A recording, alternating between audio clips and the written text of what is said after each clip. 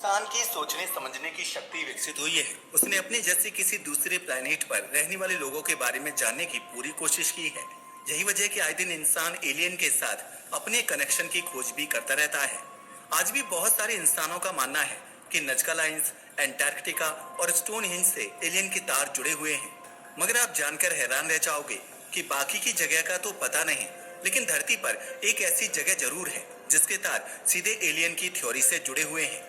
जहां माना जाता है कि प्राचीन समय में ही नहीं बल्कि आज भी एलियन यहां आते जाते हैं। इनफैक्ट ऐसा भी माना जाता है कि यहाँ तो एक सीक्रेट सिटी मौजूद है जो एलियन का वर्तमान ठिकाना बनी हुई है। अब आप सोच रहे होंगे कि आखिर हम बात किसकी कर रहे हैं, तो बताते चले, हम बात कर रहे हैं कैलाश पर्वत की, जिसे भगवान शिव का ठिकाना भी माना जाता है। क्या है यह पूरा मामला बताएंगे, मगर उसके लिए आपको हमारी वीडियो को एंड तक देखना होगा। तो चलिए शुरू करते हैं। आज साइंस में भले ही यह प्रूफ कर दिया गया है कि इंसानों और धरती पर मौजूद सभी जीवों, चाहे वह जानवर हो या इंसान, का जन्म समुद्र से निकले एक कोशिकीय जीव से ही हुआ है। इन्हीं में लगातार प्रोग्रेस होती रही और आज के जीव बन गए। मगर फिर भी कई लोगों का मानना है कि यह पूरी क्रिएशन किसी सुप्रीम पावर ने की है, जिसे हर धर्म में अलग अलग नामों से जाना जाता है। यही वजह कि हर कोई गॉड को मानता है। मगर एलियंस पर रिसर्च करने वाले साइंटिस्ट स्ट्रांगली इस बात पर बिलीव करते हैं कि गॉड कोई और नहीं बल्कि हमारे पूर्वजों द्वारा देखी गई हाई सिविलाइजेशन के लोग थे, जिनकी टेक्नोलॉजी हमारी समझ से बाहर थी। यही वजह थी कि हमारे पूर्वज उसे टेक्नोलॉजी न मानकर चमत्कार समझ बैठे और उन्हें देवता बना डाला। हालांकि इस बात को प्रूफ करने के लिए हमारे पास कोई भी एविडेंस नहीं है, यह केवल एक साइंटिफिक अप्रोच है। खैर, यह तो एक अलग बात हो गई, लेकिन आखिर वह रहस्य क्या है कि भगवान शिव की नगरी कैलाश पर्वत आज भी एलियंस का ठिकाना बना हुआ है। पहले यह जानने के लिए आपको थोड़ा सा पेशेंस रखना होगा। बता दें कि हिंदू धर्म दुनिया का सबसे पुराना धर्म होने के साथ साथ काफी डिटेल्ड भी है। इसमें वेद, पुराण और महाकाव्य जैसी कई धार्मिक किताबें मौजूद हैं। जैसे हिंदू धर्म है, ऐसा ही एक धर्म है बौद्ध धर्म, जिसमें गॉड से रिलेटेड ऐसी ही डिटेल्स मौजूद हैं जैसी हिंदू धर्म में पाई जाती है। यही नहीं, बौद्ध धर्म में तो कुछ ग्रंथों में ऐसी जानकारी भी मिलती है जिससे पता चलता है कि एलियंस वर्तमान समय में आखिर धरती पर कहां रहते हैं। अगर बात करें बुद्धिज्म की, तो यह लगभग 2600 साल पुराना धर्म है, इसलिए इसके कल्चर को इग्नोर नहीं किया जा सकता। यही वजह है कि 2013 के आसपास एक रिसर्चर की टीम ने बौद्ध धर्म के ग्रंथों की पड़ताल करने की ठानी और वे बौद्ध धर्म का वर्तमान गढ़ माने जाने वाले तिब्बत पहुंच गए। जब उन्होंने तिब्बत के इतिहास, समृद्धि और वहां की प्रकृति के बारे में पता करना शुरू किया, तो उनके सामने कुछ ऐसा आया जो वाकई हैरान कर देने वाला था। असल में उनका ध्यान गुगे किंगडम पर गया। अगर इस किंगडम की बात की जाए तो यह एक ऐसा साम्राज्य था जिसके अंदर 1 लाख से भी ज्यादा लोग रहते थे। लेकिन फिर कुछ ऐसा हुआ जिसकी वजह से यह साम्राज्य एक रात में ही गायब हो गया। ये 1 लाख से भी ज्यादा लोग बिना किसी को कानों कान खबर हुए ऐसे गायब हो गए जैसे वे कभी थे ही नहीं। हालांकि इस घटना का जिक्र केवल लिटरेचर में मिलता है, क्योंकि किसी ने इसे अपनी आंखों से होते हुए नहीं देखा था। लेकिन हर किताब में इसका अलग अलग मतलब मिलता है। पर वैज्ञानिकों का मानना है कि इन लोगों के गायब होने का रिलेशन एलियन से जुड़ा हुआ है।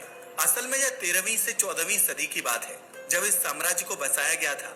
उस वक्त यह एक बंजर जगह थी और इसके चारों ओर सिर्फ बर्फ ही बर्फ थी, जिसकी वजह से यहाँ सरवाइव करना तो छोड़िए, यहाँ पहुँचना तक लगभग इम्पॉसिबल लगता था। लेकिन इसके बावजूद यहाँ एक साम्राज्य की स्थापना की गई। मगर स्टेब्लिश होने के बावजूद सबको यही लगता था कि इस साम्राज्य का खुद ही सर्वनाश हो जाएगा। लेकिन समय बीतता गया और 15वीं सदी आते आते यह साम्राज्य इतना विकसित हो गया कि किसी ने कल्पना भी नहीं की थी। यहाँ के लोग इतनी एडवांस टेक्नोलॉजी का इस्तेमाल कर रहे थे कि लो रिसोर्सेज के बावजूद उनकी प्रोग्रेस एंड डेवलपमेंट पर कोई असर नहीं पड़ा। यही नहीं, साम्राज्य को एक ऐसा शासक चला रहा था जिसे राजनीति की कोई समझ नहीं थी और यहाँ की प्रजा बुद्धिज्म में डूबी रहती थी। मगर इसके बावजूद इस साम्राज्य ने अचानक से इतनी डेवलपमेंट कर ली थी कि आसपास के राज्य हैरान थे। इनफैक्ट 16वीं सदी तक तो यह साम्राज्य इतना ज्यादा प्रसिद्ध हो गया था कि आसपास के राज्य इससे मित्रता करने की कोशिशें करने लगे।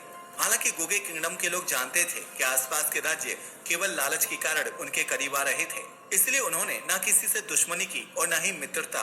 मगर बाकी किंग का यहाँ आना जाना स्टार्ट हो गया था और जब कुछ लोगों ने उनसे पूछा कि इतने इनक्रेडिबल मेथड से आपने अपनी डेवलपमेंट कैसे की, तो गुगे किंगडम के किंग ही नहीं, आम लोगों का भी केवल एक ही जवाब था, जो वास्तव में काफी चौंकाने वाला था। ऐसा इसलिए क्योंकि असल में इनका कहना था कि हम जो भी हैं वह शंभाला नगरी के लोगों की मदद की वजह से है। शंभाला नगरी? जी हाँ, ये वही सिटी है जो हिंदू और बौद्ध धर्म में दोनों में मौजूद है। असल में एक ऐसी जगह है जहाँ इंसान नहीं बल्कि देवता रहते हैं। ऐसा माना जाता है कि यह नगरी धरती पर तो मौजूद है, लेकिन यह एमिनिटीज में स्वर्ग के बराबर है। इनफैक्ट विष्णु पुराण में कहा गया है कि भगवान विष्णु के 10वें अवतार कल्कि का जन्म इसी शंभाला नगरी में होगा। वैसे हाल ही में आई कल्कि मूवी में भी इस सिटी के बारे में बताया गया है। जी हाँ, इस मूवी में पहाड़ों के अंदर बसा जो शहर बताया गया है वह कोई और नहीं बल्कि शंभाला ही है। हालांकि इसके बाद भी आसपास के राजाओं ने कई बार जानने की कोशिश की कि आखिर उन्होंने अपना विकास कैसे किया, लेकिन हर बार वही जवाब मिलता कि यह शंभाला नगरी के लोगों की मदद का परिणाम है। लेकिन किसी ने उनकी बात पर यकीन नहीं किया। अब आप खुद ही सोचिए, कोई आपको इस तरह की जादुई बातें बताए तो आप भला उस पर कैसे यकीन करोगे। यही वजह थी कि लद्दाख के राजा को बहुत ज्यादा गुस्सा आ गया। ऐसा इसलिए क्योंकि वह इस साम्राज्य की तरक्की का राज जानना चाहता था, लेकिन ये लोग उसे बता नहीं रहे थे। इसलिए फ्रस्ट्रेट होकर 16वीं सदी में लद्दाख के राजा ने गोगे किंगडम पर हमला कर दिया। 1673 के आसपास लद्दाख के राजा ने गोगे राजा के महल को चारों ओर से घेर लिया ताकि कोई बाहर ना निकल सके। राजा को यकीन था कि अब वह इस साम्राज्य पर कब्जा कर लेंगे, इसलिए लद्दाख के राजा के खेमे में पार्टी की तैयारी शुरू हो गई थी, क्योंकि उनके अनुसार गोगे साम्राज्य उनके चक्रव्यूह में फंस चुका था, जिससे निकल पाना लगभग असंभव था। ऐसा इसलिए था क्योंकि यहाँ का वातावरण ही इतना कठोर था। लेकिन लद्दाख के राजा को नहीं पता था कि जो कुछ अब वह देखेगा उस पर कोई भी यकीन नहीं कर सकता। असल में अगले दिन जैसे ही लद्दाख के राजा ने पहाड़ी पर हमला किया, उधर से कोई भी जवाबी हमले की आवाज नहीं आई। इस वजह से महल का दरवाजा तोड़कर राजा और उसकी सेना गुके साम्राज्य के अंदर चली गई। लेकिन वहां उन्होंने जो देखा वह हैरान कर देने वाला था। गोगे साम्राज्य में जहां 1 लाख से ज्यादा लोग होने चाहिए थे, वहां कोई इंसान मौजूद नहीं था। उन लोगों ने साम्राज्य का चप्पा चप्पा छान मारा, मगर उन्हें कुछ भी नहीं मिला। इस कारण राजा बेचैन हो उठा कि आखिर इतनी बड़ी संख्या में लोग एक ही रात के अंदर कहां गायब हो गए। सैनिक और राजा दोनों परेशान थे, मगर किसी के पास कोई जवाब नहीं था कि लोग कहां गए। तभी एक सैनिक का ध्यान महल के अंदर बनी हुई एक सुरंग पर गया। मगर हैरानी की बात तो ये थी कि यहाँ सिर्फ एक सुरंग नहीं थी, बल्कि महल के अंदर कई सुरंगें मौजूद थी, जो धरती के अंदर लगभग 1-2 किलोमीटर तक पहुंची हुई थी। इन सुरंगों के आसपास पैरों के बहुत से निशान मौजूद थे, जिससे अंदाजा लगाया गया कि हाल ही में वहां बसल यानी कि हलचल हुई होगी। अब राजा को लगने लगा कि शायद इन गुफाओं के अंदर ही लोग मौजूद होंगे, इसलिए उन्होंने कुछ सोल्जर को अंदर भेजा। मगर जब सैनिकों की टुकड़ी इन सुरंगों के अंदर पहुंची तो वहां सब कुछ वीरान था। अब वे सुरंग के एंड तक जा पहुंचे थे, बट इतनी खोजबीन के बावजूद भी उन्हें कुछ नहीं मिला। आपको यह जानकर हैरानी होगी कि यह सुरंग एक ही जगह पर जाकर मिल रही थी, और वह जगह और कोई नहीं बल्कि भगवान शंकर की नगरी कैलाश पर्वत थी। जी हाँ, कैलाश पर्वत, वही स्थान जहाँ हिंदू धर्म के अनुसार भगवान शिव विराजते हैं। वैसे धर्म का तो पता नहीं, बट विज्ञान के लिए कैलाश पर्वत हमेशा से रहस्य का केंद्र बना हुआ है। ऐसा इसलिए है क्योंकि यहाँ पर किसी भी तरह की रेडियो एक्टिव एक्टिविटी नहीं होती, मगर फिर भी यहाँ की रेडिएशन रिकॉर्ड तोड़ देती है। यही नहीं, इनफैक्ट यहाँ के आसपास मैग्नेटिज्म भी नहीं है, फिर भी कंपास यहाँ आकर काम करना बंद कर देते हैं। यही नहीं, यहाँ की मैग्नेटिक फील्ड हमेशा डिस्टॉर्टेड रहती है। कई बार लोगों ने यह भी अनुभव किया है कि इस पर्वत पर स्पीड ऑफ टाइम भी अलग अलग होती है। मगर वाकई यह सोचने वाली बात है कि ऐसा कैसे हो सकता है कि एक ही प्लेनेट का हिस्सा होने के बावजूद एक पर्वत पर समय की गति अलग हो।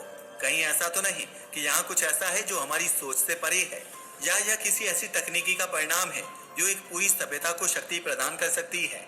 इसमें कितना सच है ये तो नहीं पता, मगर असल में आज तक कोई नहीं जानता कि गुगे के लोग कहाँ गए। हालांकि गुगे साम्राज्य के लोग हमेशा से यह कहते आए हैं कि उनकी मदद शंभाला के लोगों ने की थी, तो हो सकता है कि गुगे साम्राज्य के लोग इसी सुरंग के रास्ते शंभाला ही पहुंचे हों, क्योंकि शंभाला के लोगों ने ही उनकी मदद की थी। इसका मतलब ये हो सकता है कि शंभाला नगरी और कहीं नहीं बल्कि कैलाश पर्वत में ही मौजूद है। हम ऐसा इसलिए कह रहे हैं क्योंकि हिंदू धर्म भी इस बात को बहुत अच्छे से प्रमाणित करता है, और शायद इंसानों को इसे समझने के लिए उन्होंने इसे भगवान के स्थान का रूप दे दिया हो तो ये भी सकता है कि कैलाश पर्वत पर कोई हाईली एडवांस्ड एलियन सिविलाइजेशन मौजूद है जो हमारी दुनिया के विकास में योगदान दे रही है। अगर एलियन से कैलाश के रिलेशन की बात करें तो साल 1929 में एक बुक पब्लिश हुई थी जिसका नाम था अक्रॉस द हिमालय। ये बहुत फेमस बुक थी और इसको फेमस एक्सप्लोरर निकोलस रॉरिक ने लिखा था। असल में इस बुक में निकोलस रॉरिक ने बताया था कि 5 अगस्त 1947 की सुबह 9:30 बजे उन्होंने एक पक्षी से 1000 गुना बड़े Oval shape and shiny object को हवा में almost the speed of light से फ्लाई करते हुए देखा था। हालांकि इसके बारे में कोई ठोस जानकारी मौजूद नहीं है, लेकिन जैसे यह किताब आई तो कैलाश पर्वत अचानक से सुर्खियों में आ गया था, क्योंकि निकोलस रॉरिक का कहना था कि उन्होंने इस ऑब्जेक्ट को सीधे कैलाश पर्वत के अंदर जाते हुए देखा था, जबकि कैलाश पर्वत पर तो जाना लगभग इम्पॉसिबल है। यहाँ तो पर्वतारोही तक नहीं जा पाए, जबकि यह दुनिया की सबसे ऊंची चोटी नहीं है। सबसे ऊंची चोटी माउंट एवरेस्ट है और वहां तो बहुत सारे लोग पहुंच गए हैं। तो क्या आपको नहीं लगता कि जरूर इस पर्वत में कुछ न कुछ तो ऐसा है जो आज तक दुनिया की नजरों से छुपा हुआ है, जो बिल्कुल इनक्रेडिबल है, जिसके बारे में कोई नहीं जानता, या फिर यूं कहें कि कुछ ऐसी ताकत मौजूद है जो यह नहीं चाहती कि कैलाश पर्वत का रहस्य कभी भी बाहर आ पाए। जबकि निकोलस रॉरिक ने क्लियरली बोला था कि ओवल शेप का वो स्ट्रक्चर सीधे कैलाश पर्वत की ओर जा रहा था। असल में यह इवेंट उस समय की है जब यूएफओ शब्द का एग्जिस्टेंस ही नहीं था। तो कहीं ऐसा तो नहीं कि अपनी एडवांस्ड टेक्नोलॉजीज की वजह से एलियंस कैलाश पर्वत पर आते जाते रहते हों और हम उन्हें ट्रैक ना कर पाते हों, इसलिए वो हमें कभी दिखाई नहीं देते। ऐसा इसलिए क्योंकि ये तो आप जानते ही हैं कि तिब्बत और कैलाश बहुत ही अनएक्सप्लोर्ड जगह हैं, इसलिए शायद किसी ने इसे कभी नोटिस नहीं किया। मगर आज भी कई सवाल हैं जिनके अलग अलग जवाब हैं, पर सच क्या है ये कोई नहीं जानता। वैसे आपको क्या लगता है कि क्या वास्तव में कैलाश पर्वत